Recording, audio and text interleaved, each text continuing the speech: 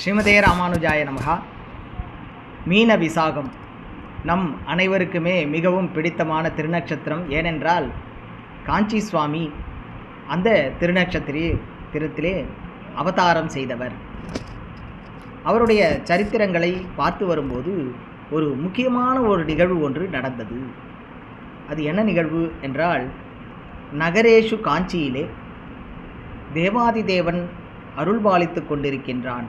அவனுடைய திருக்கோவிலின் சன்னதி தெருவிலே ஒரு பெரிய சன்னதி ஒன்று நம்முடைய சுவாமியால் பிரதிஷ்டை செய்யப்பட்டது. அது என்ன அப்படின்னு பார்க்கும்போது நம்பிள்ளை சன்னதி.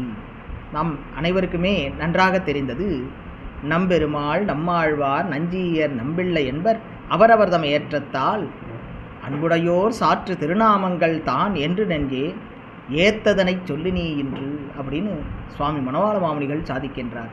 அந்த நம்முடைய நம்பயல் அப்படின்னு சொல்லக்கூடிய மிகவும் நமக்கு வேண்டப்பட்டவராக இருக்கக்கூடியவர்கள்.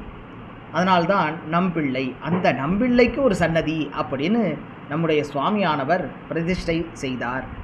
அந்த நம்பிள்ளை சன்னதியிலே நம்பிள்ளையுடன் சேர்ந்து வடக்கு திருவீதி பிள்ளை, பெரியவாச்சான் பிள்ளையும் அருள் பாலிக்கின்றார்கள்.